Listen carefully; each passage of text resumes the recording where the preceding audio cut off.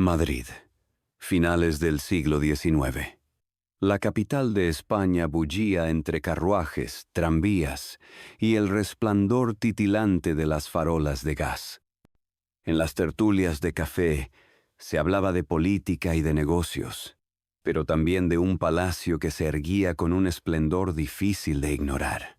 Frente a la plaza de Cibeles, con su imponente fachada de piedra tallada, balcones señoriales y esculturas que parecían custodiar secretos milenarios, se levantaba el Palacio de Linares. Quienes pasaban junto a sus muros decían que, al caer la noche, podían escucharse ecos de susurros, pasos invisibles y hasta un llanto lejano que helaba la sangre. Aquel edificio, concebido como símbolo de la riqueza de una nueva aristocracia surgida de la banca y la industria, pronto se convirtió en un lugar rodeado de misterio. La historia de quienes lo mandaron construir José de Murga y Reolid, marqués de Linares, y su esposa Raimunda Osorio, mezclaba todos los ingredientes de una tragedia: ambición, amor prohibido, culpa y un supuesto castigo divino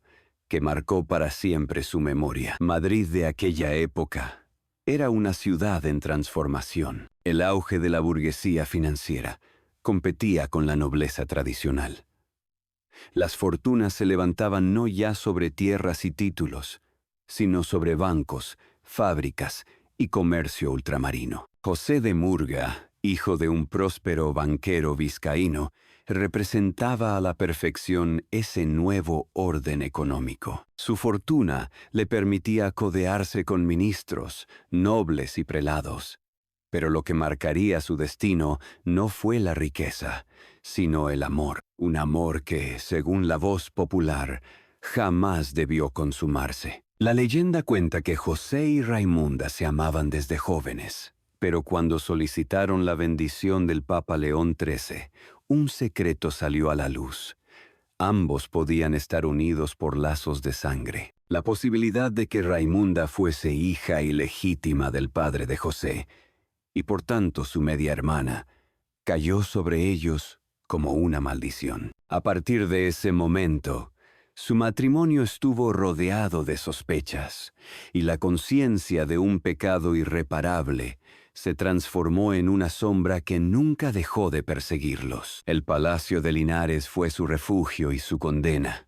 Mandado construir con mármoles de Carrara, techos pintados al fresco y tapices traídos de Flandes, era una obra maestra de lujo y perfección. Sin embargo, en sus pasillos, entre espejos y lámparas de cristal, comenzaron a tejerse rumores de tragedias ocultas. La existencia de una niña, Raimundita, fruto de aquella unión prohibida, un destino trágico que jamás se aclaró del todo, y una presencia incorpórea que, con el paso del tiempo, convirtió el edificio en epicentro de historias de fantasmas.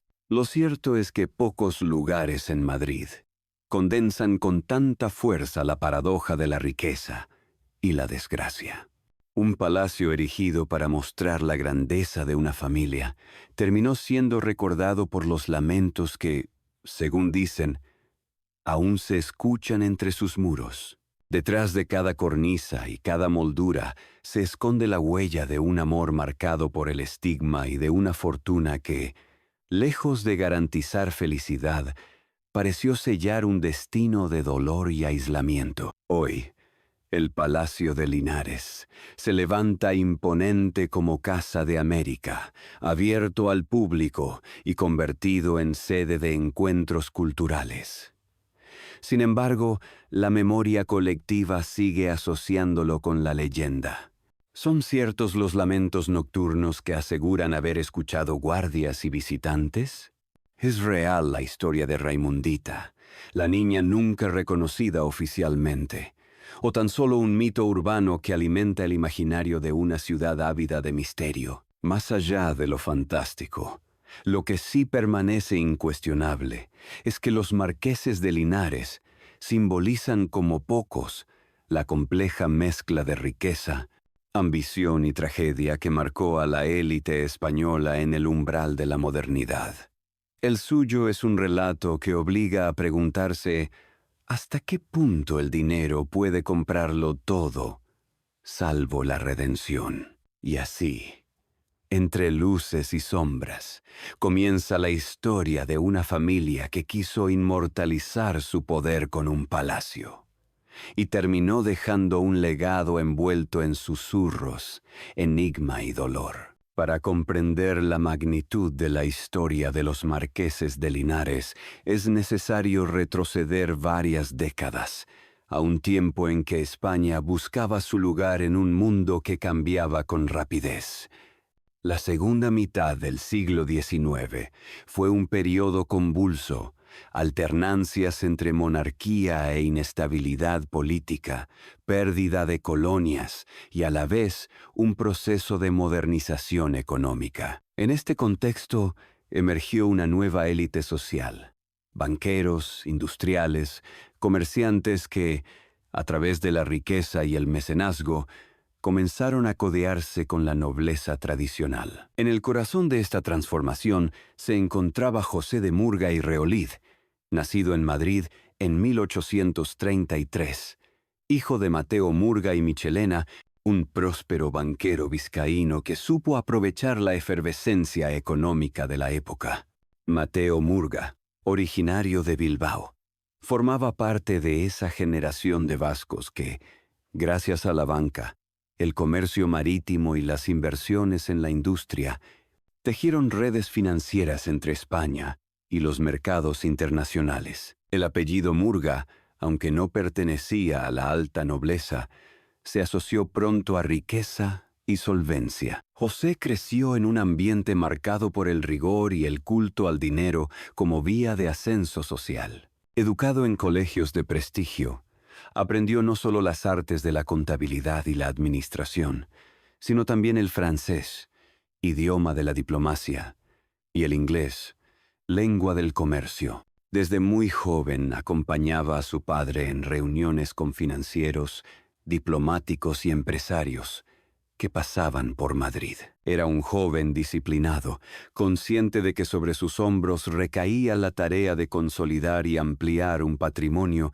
que ya había situado a la familia en la cúspide de la burguesía madrileña. Por otro lado, la historia de Raimunda Osorio y Ortega tenía tintes mucho más oscuros. Nacida en 1832, se decía que era hija ilegítima de un aristócrata, y algunas versiones afirmaban incluso que ese aristócrata podría haber sido el propio Mateo Murga, padre de José. Esa posibilidad, que nunca fue confirmada de manera oficial, se convirtió en el gran secreto que marcaría la vida del matrimonio. Raimunda no pertenecía a una familia de renombre, pero su belleza, educación y carisma le permitieron integrarse en los círculos sociales de la capital. Cuando José y Raimunda se conocieron, la atracción fue inmediata. Él, heredero de una de las fortunas más importantes de la banca madrileña. Ella, una joven encantadora y de gran cultura, cuyo origen incierto la convertía en un misterio fascinante. No obstante, en la España decimonónica los matrimonios no se entendían solo como un asunto del corazón, sino como una alianza de intereses y linajes. Y aunque José era dueño de su fortuna, la sombra del escándalo podía arruinar su reputación. En este punto entra en juego un elemento fundamental: el título nobiliario. En 1873, la reina Isabel II, ya en el exilio, pero con capacidad para otorgar mercedes, concedió a José de Murga el título de Marqués de Linares, como reconocimiento a su influencia financiera y política. Con esta distinción, José pasó de ser un acaudalado burgués a formar parte de la nobleza titulada. La concesión del marquesado le permitió entrar en un mundo reservado a los linajes más antiguos, aunque también le obligó a demostrar que era digno de él. Mientras tanto, La relación con Raimunda se intensificaba. La pareja deseaba contraer matrimonio, pero la posible consanguinidad planteaba un obstáculo grave. En una sociedad profundamente católica, la Iglesia era la única institución capaz de validar la unión. Fue así como José acudió al Vaticano en busca de un rescripto papal que permitiera el matrimonio a pesar de los rumores de parentesco. El Papa León XIII les concedió una dispensa especial que en teoría cerraba la polémica, pero en la práctica la convirtió en un secreto oficial que con el tiempo alimentaría las leyendas. En el trasfondo de todo esto estaba la nueva identidad de Madrid como ciudad de banqueros y políticos. El Palacio de Buenavista, el Palacio de Liria, el Palacio de Alcañices. Las residencias de la aristocracia competían en lujo y magnificencia. José de Murga no podía quedarse atrás. Consciente de que el título de marqués debía estar acompañado de una residencia que simbolizara su grandeza, encargó la construcción de un palacio que no tuviera nada que envidiar a los de la nobleza centenaria. Ese palacio sería el de Linares. Pero antes de levantar piedra sobre piedra, José y Raimunda ya cargaban con un peso invisible: la culpa y la sospecha de estar desafiando un tabú moral y religioso. Su unión fue aceptada en términos legales, pero jamás fue plenamente reconocida en términos sociales. Entre banquetes y recepciones, los murmullos acompañaban siempre a la marquesa, y las sonrisas cortesanas escondían comentarios mordaces. En los orígenes de la pareja encontramos, pues, dos fuerzas opuestas: la del dinero, que les permitió ascender a la cúspide de la sociedad madrileña, y la del secreto, que nunca dejó de oscurecer su destino. José representaba el éxito de una familia de banqueros vizcaínos que se había transformado en nobleza titulada. Raimunda encarnaba la fragilidad de una mujer marcada por el estigma del origen incierto. Juntos, parecían desmentir las convenciones sociales y al mismo tiempo confirmarlas. Ese choque entre riqueza y maldición, entre legitimidad y sospecha, entre gloria y culpa, sería el cimiento invisible sobre el cual se levantaría el Palacio de Linares. Un edificio que no solo debía reflejar el poder económico de sus dueños, sino también quizás servir como escenario de expiación y de encierro. Porque si algo define los orígenes de los marqueses de Linares es la paradoja.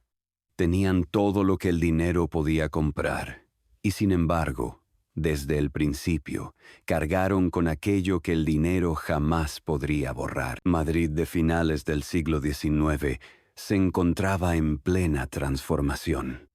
La ciudad, que durante siglos había sido escenario de intrigas cortesanas y de la pompa de la vieja nobleza, empezaba a respirar un aire distinto. La industrialización, la llegada del ferrocarril, la expansión urbana y la consolidación de la banca configuraban una nueva élite que no heredaba sus privilegios de linajes medievales, sino de su capacidad para acumular capital y manejarlo con destreza. En este escenario, el nombre de José de Murga, marqués de Linares, brillaba como uno de los ejemplos más perfectos de la nueva aristocracia financiera. La concesión del título de marqués en 1873 fue el punto de inflexión. Para José, significaba mucho más que un título nobiliario. Era la validación social definitiva, el pasaporte para entrar en los círculos más exclusivos de la capital, aquellos dominados por casas centenarias como los Alba, los Osuna o los Medinaceli. Con esa distinción, los Murga ya no eran solo banqueros. Se habían convertido en pares de sangre azul, pero un título, sin símbolos tangibles de poder, podía perder su brillo. José lo sabía. La alta sociedad madrileña se medía tanto por los títulos como por las residencias.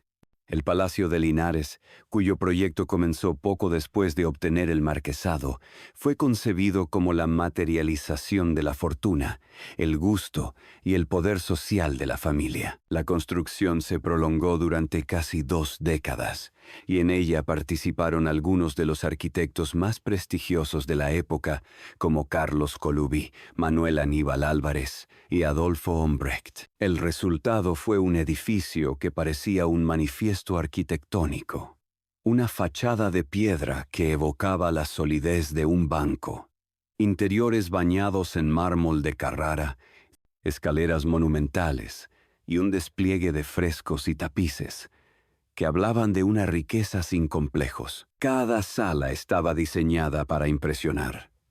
El salón de baile, con sus espejos infinitos y lámparas de cristal. El salón oriental, con influencias exóticas traídas de viajes y colecciones privadas. Y la capilla privada, con retablos y esculturas que reflejaban la religiosidad profunda de la pareja. Los Linares invirtieron sumas colosales en decoración. Tapices de la Real Fábrica de Gobelinos, alfombras de nudo persa, lámparas de Baccarat, muebles encargados a ebanistas franceses. Nada fue dejado al azar. El palacio debía competir con las residencias más emblemáticas de Madrid, y, de hecho, lo consiguió. Para muchos contemporáneos, la mansión de los Linares era la más fastuosa de la ciudad. En paralelo, José consolidaba su posición como banquero y empresario. Era accionista de importantes sociedades ferroviarias. Participaba en proyectos de modernización urbana y mantenía estrechas relaciones con políticos y ministros. Su fortuna le permitía financiar campañas y sostener alianzas con partidos, lo que a su vez garantizaba influencia en decisiones clave. Como muchos financieros de la época, entendió que el dinero y la política formaban un binomio inseparable. Raimunda, por su parte, asumía el papel de gran señora de la aristocracia madrileña. Organizaba recepciones, bailes y cenas que reunían a la élite social, política y cultural. Los periódicos de la época describían con detalle sus vestidos importados de París, sus joyas, sus gestos de anfitriona elegante. El Palacio de Linares no era solo un hogar, sino un escenario donde la marquesa representaba el papel de consorte ideal, refinada, culta y siempre envuelta en un halo de misterio que fascinaba a todos. El matrimonio, sin embargo, era consciente de que su esplendor debía equilibrarse con la filantropía. Tanto José como Raimunda fueron conocidos por sus obras benéficas. Fundaron la Asociación Benéfica de Linares, dedicada a atender a huérfanos y pobres, y destinaron cuantiosos recursos a hospitales y escuelas. Este afán caritativo tenía un doble propósito: aliviar las conciencias atormentadas por la sombra de su unión prohibida, y al mismo tiempo proyectar una imagen de nobles preocupados por el bien común. El punto culminante de su era dorada coincidió con la apertura oficial del Palacio de Linares hacia 1890. En sus salones se celebraron fastuosos bailes a los que acudían embajadores, ministros y miembros de la alta sociedad. Para la burguesía emergente, recibir una invitación era una consagración. Para la vieja nobleza, asistir era reconocer que los Linares habían alcanzado su altura. En las crónicas sociales se hablaba del marqués como un hombre serio, reservado, de porte digno, y de la marquesa como una dama de singular encanto, envuelta siempre en cierta melancolía. Juntos representaban la imagen perfecta de la riqueza refinada, una pareja que parecía haber alcanzado todo lo que se podía desear: fortuna, poder, nobleza y prestigio. Pero bajo el brillo de los candelabros y el murmullo de valses vieneses se escondía una tensión latente.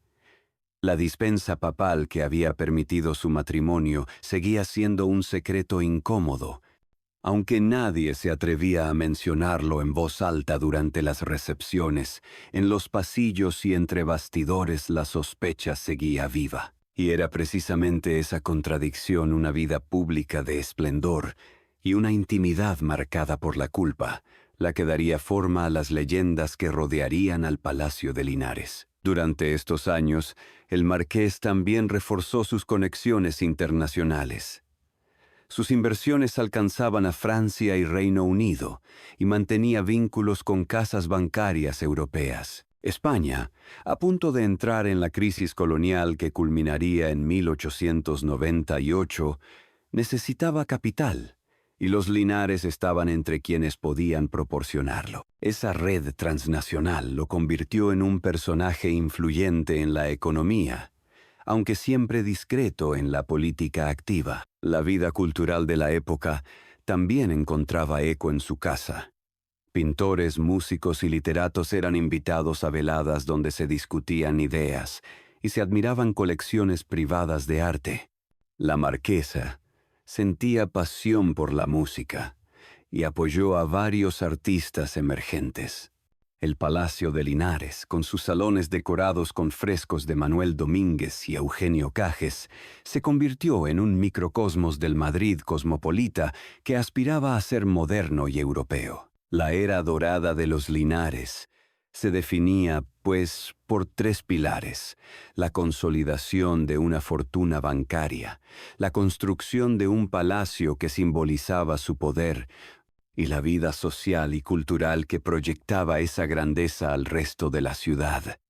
Fue un momento en que todo parecía brillar, en que cada detalle confirmaba su ascenso. Sin embargo, como tantas veces ocurre en la historia de las grandes dinastías, ese esplendor contenía ya las semillas de su propio ocaso. La riqueza y la nobleza no podían borrar el peso del secreto original, ni las voces que susurraban sobre un destino marcado por la tragedia. Y aunque en esos años todo parecía perfecto, las grietas pronto empezarían a abrirse, porque en el corazón del Palacio de Linares, entre frescos y tapices, no solo se celebraban bailes y recepciones, también se escuchaban silencios densos, cargados de un pasado que se negaba a desaparecer. Bajo la superficie brillante de bailes y recepciones, la vida de los marqueses de Linares se desenvolvía entre sombras más densas que los terciopelos que cubrían sus salones. Si la era dorada de la familia había estado marcada por la ostentación y el prestigio, el reverso de esa imagen radicaba en un secreto íntimo y en una culpa que, poco a poco, se transformaron en obsesión. El rumor nunca dejó de circular.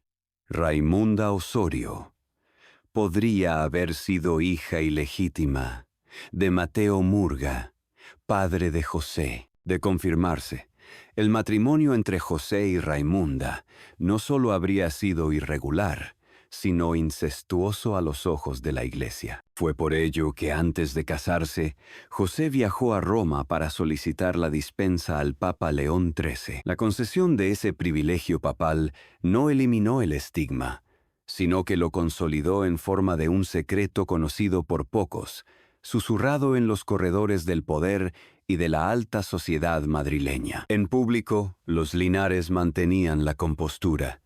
Asistían a recepciones, presidían actos benéficos, conversaban con diplomáticos y ministros, pero en privado, la conciencia del pecado parecía crecer como un espectro.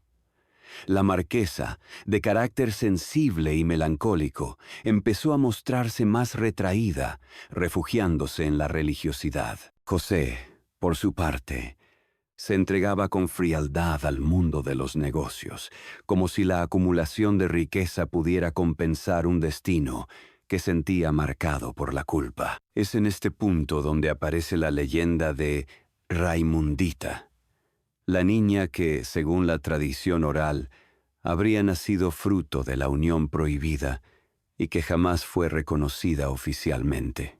Algunos relatos sostienen que la pequeña fue apartada de la vida pública, y otros más oscuros sugieren que murió en circunstancias misteriosas.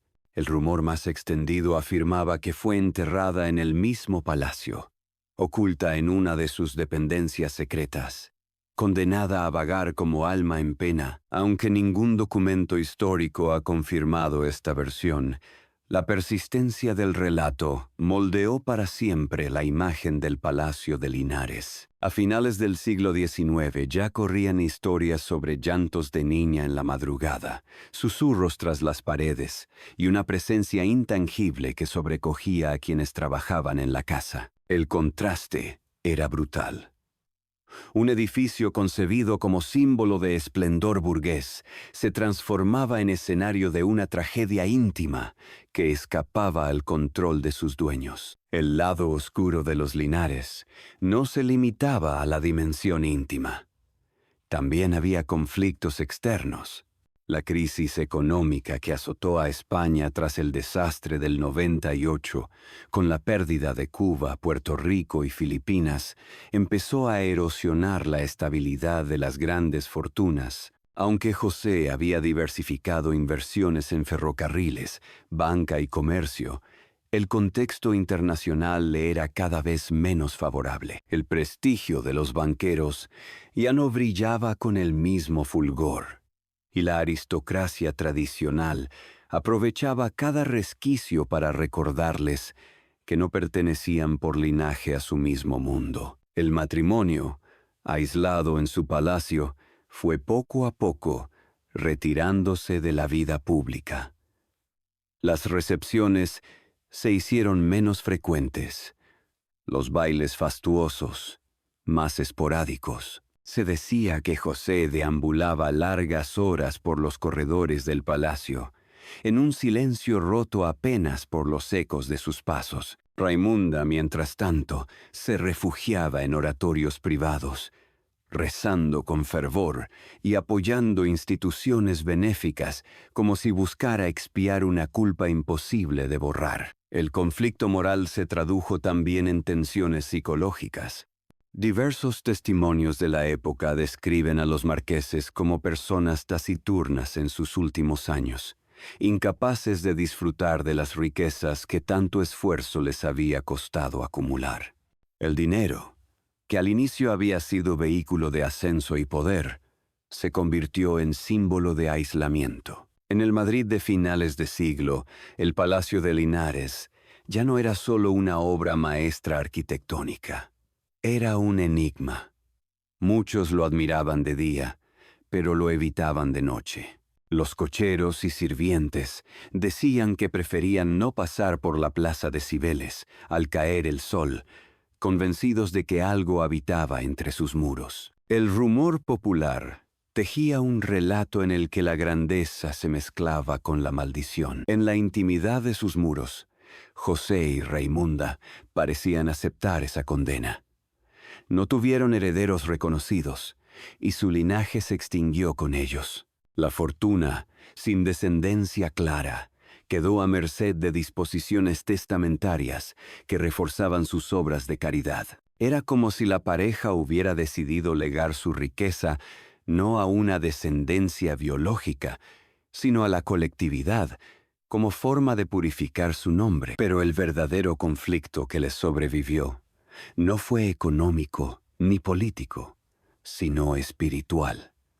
El mito de Raimundita y las historias de apariciones alimentaron la narrativa de un amor maldito. Incluso en el siglo XX, cuando el edificio fue ocupado por diversas instituciones, muchos trabajadores aseguraban haber escuchado sonidos inexplicables, voces, pasos, un llanto de niña. La prensa sensacionalista de los años 80 recogió estos testimonios, devolviendo al Palacio de Linares un aura de misterio que jamás lo abandonó. Así, lo que en su día fue símbolo de triunfo social y económico, acabó asociado al dolor, la culpa y el miedo. El lado oscuro de los marqueses de Linares es precisamente esa paradoja. Cuanto más alto ascendieron, más profunda fue la sombra que los persiguió. Un amor marcado por el estigma, un palacio convertido en cárcel dorada y un destino sellado no por la bancarrota ni por la política, sino por el peso invisible de un secreto imposible de borrar. Y es aquí, en el umbral del declive, donde se entiende que la grandeza de los Linares llevaba inscrita la semilla de su tragedia. Porque ningún mármol, ninguna lámpara de cristal, ningún título nobiliario podía protegerlos de aquello que los atormentaba cada noche. La certeza de que su historia no sería recordada como un ejemplo de esplendor, sino como la leyenda de un amor prohibido convertido en maldición. El esplendor que durante décadas había rodeado a los marqueses de Linares comenzó a desvanecerse lentamente hacia finales del siglo XIX. Madrid, que alguna vez se rindió ante la magnificencia de sus recepciones y la imponente belleza de su palacio, empezó a mirar con otros ojos aquella mole de piedra en la plaza de Cibeles. Lo que antes era símbolo de triunfo social, se transformaba en un recordatorio de la fragilidad del poder cuando éste se construye sobre secretos y silencios. La pareja nunca logró sacudirse la sombra del rumor que los perseguía desde su juventud. Aunque gozaban de la dispensa papal, la sospecha de que Raimunda podía ser hija ilegítima de Mateo Murga siguió siendo un fantasma social. Cada obra de caridad, cada gesto público, cada discurso en defensa de los necesitados parecía teñido por un deseo de redención. El pueblo madrileño, que en un inicio los había admirado como paradigma de la riqueza moderna, comenzó a asociar el Palacio de Linares con un destino maldito. El declive personal se manifestó primero en la intimidad. Los marqueses no tuvieron herederos. Sin descendencia directa, la certeza de que su linaje desaparecería con ellos se convirtió en una carga pesada. La ausencia de niños en una casa tan vasta y suntuosa reforzaba la imagen de vacío. Las habitaciones, diseñadas para acoger generaciones futuras, permanecían cerradas, en silencio como mausoleos de lujo. Esa falta de continuidad biológica no solo marcó el fin de la dinastía, sino que también alimentó la leyenda de la supuesta niña Raimunda, el espectro cuya presencia llenaba de misterio las estancias vacías. En el plano económico, España entraba en tiempos difíciles. La crisis del 98, con la pérdida de Cuba, Puerto Rico y Filipinas, erosionó la confianza en la capacidad del país para sostenerse como potencia. Los negocios bancarios y comerciales sufrieron. José, que había diversificado sus inversiones en ferrocarriles e industria, se encontró con un panorama incierto. Aunque su fortuna personal no se desmoronó de inmediato, el brillo del capital financiero ya no era suficiente para mantener la influencia social de antaño. El palacio mismo comenzó a reflejar la decadencia. Mantenerlo requería sumas colosales: personal de servicio, mantenimiento de los frescos, conservación de las lámparas, cuidado de los tapices y alfombras. Sin la vitalidad de las grandes fiestas, los pasillos se fueron apagando y el eco reemplazó al bullicio. El esplendor inicial dio paso a una atmósfera pesada, casi mortuoria. Con la muerte del marqués en 1902 y de la marquesa poco después, el linaje se extinguió oficialmente. No hubo hijos que heredaran su título, ni descendientes que ocuparan el palacio.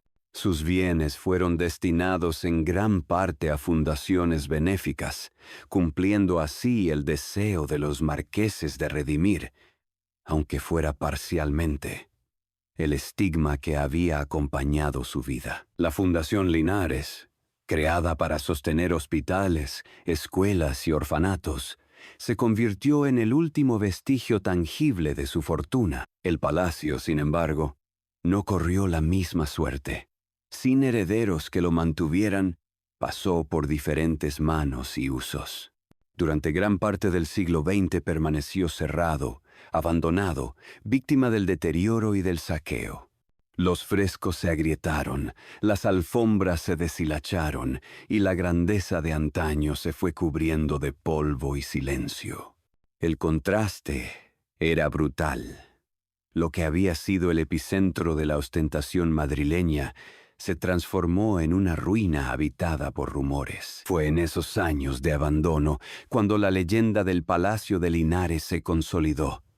Vecinos y curiosos afirmaban escuchar voces, pasos y, sobre todo, el llanto de una niña. Los periódicos recogían historias de apariciones, y poco a poco el palacio se convirtió en un símbolo de lo sobrenatural en la capital. Incluso en la década de 1980, cuando se decidió restaurarlo y convertirlo en la sede de la Casa de América, investigadores de lo paranormal realizaron grabaciones en las que aseguraron captar psicofonías con frases inquietantes. Mamá, mamá, nunca más. Así, el declive de los Linares no se midió únicamente en términos de fortuna o de poder, sino también en la transformación de su memoria. De ser celebrados como mecenas y banqueros, pasaron a ser recordados como protagonistas de una tragedia íntima que trascendió la historia para instalarse en la leyenda. El fin de la dinastía fue, en definitiva, silencioso. Sin guerras, sin traiciones políticas, sin ruinas espectaculares. Fue un final íntimo, marcado por la soledad de dos personas que, pese a haberlo tenido todo, murieron sin herederos y con el peso de un secreto irresuelto. Un final que convirtió su palacio en un mausoleo y su nombre en sinónimo de amor prohibido y condena eterna. En ese contraste radica la verdadera caída de los marqueses de Linares. No fue la bancarrota ni la persecución política, sino el aislamiento, la infertilidad simbólica de su riqueza y el peso de la culpa. La gloria pública se desmoronó, y lo que quedó fue un eco, un rumor, un mito que aún hoy sigue vivo en las calles de Madrid. Hoy, más de un siglo después de la muerte de José de Murga y Raimunda Osorio, los nombres de los marqueses de Linares no evocan únicamente riqueza y poder, sino sobre todo misterio, tragedia y leyenda. El palacio que levantaron para consolidar su prestigio social, convertido ahora en la Casa de América, sigue siendo uno de los edificios más imponentes de Madrid. Sin embargo, su fama ya no reside en los mármoles, los frescos, ni las lámparas de cristal, sino en las historias que lo habitan. El legado tangible de los Linares se manifiesta en dos dimensiones. Por un lado, sus obras de caridad, sostenidas por la Fundación Linares, dejaron huella en hospitales, escuelas y asociaciones benéficas. Fue el último intento de la pareja por proyectar al mundo una imagen de nobles preocupados por el bienestar de los más desfavorecidos. En ese sentido, su memoria aún conserva un resquicio de admiración. Por otro lado, el palacio, con sus estancias restauradas y abiertas al público, constituye uno de los mayores ejemplos de la arquitectura residencial decimonónica en España. Quien lo visita puede aún percibir el esplendor que lo convirtió en el epicentro de la vida social madrileña. Pero el legado intangible pesa aún más. La leyenda de Raimundita, la niña fantasma que supuestamente llora en los pasillos del palacio, se ha convertido en parte inseparable de la identidad del edificio. Incluso después de su restauración en la década de 1990, cuando fue inaugurado como Casa de América, el mito persistió. Grabaciones de supuestas psicofonías, testimonios de trabajadores y visitantes, y el interés de investigadores paranormales han mantenido viva la fama del palacio como uno de los lugares más embrujados de Europa. Esa dualidad de esplendor arquitectónico y maldición legendaria explica por qué el caso de los marqueses de Linares sigue fascinando a historiadores, periodistas y curiosos. Representan la paradoja de una élite que alcanzó todo lo que podía soñar: fortuna, nobleza, prestigio social. Y sin embargo, quedaron atrapados en un relato dominado por la culpa y la tragedia. El dinero pudo comprar mármoles, frescos y títulos, pero no pudo borrar el peso del secreto que los acompañó hasta la tumba. El Palacio de Linares, visto hoy, se convierte en metáfora de la condición humana. Sus muros imponentes, símbolo de poder en el siglo XIX, se transformaron con el tiempo en cárceles de memoria. Sus amplios salones, antes repletos de valses y tertulias, se convirtieron en escenarios de soledad. Y sus habitaciones, concebidas para herederos que nunca llegaron, permanecieron vacías, alimentando las voces de un mito eterno. El legado de los Linares también nos obliga a reflexionar sobre la naturaleza del poder y de la riqueza. ¿De qué sirve la fortuna sin continuidad? ¿Qué queda de un título nobiliario sin descendencia? ¿Qué sentido tiene un palacio sin quienes lo habiten? La historia de los marqueses responde con crudeza: queda la memoria, y esa memoria no siempre obedece a la grandeza que se quiso proyectar. A veces, lo que perdura es la sombra, el rumor, la leyenda. Así, los Linares no son recordados como filántropos ni como banqueros visionarios, sino como protagonistas de un relato que roza lo mítico.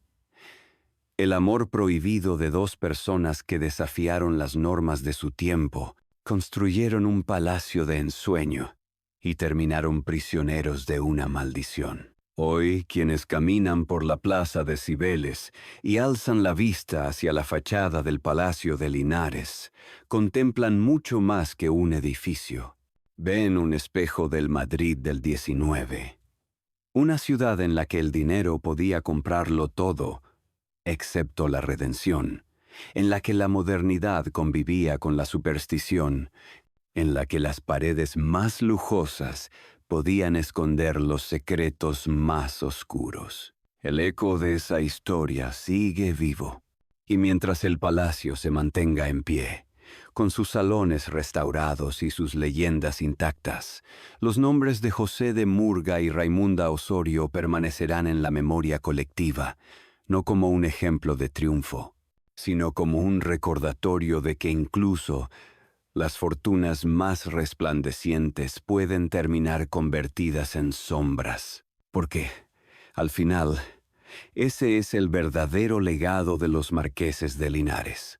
Un palacio magnífico y una historia marcada para siempre por la ambigua frontera entre la realidad y la leyenda.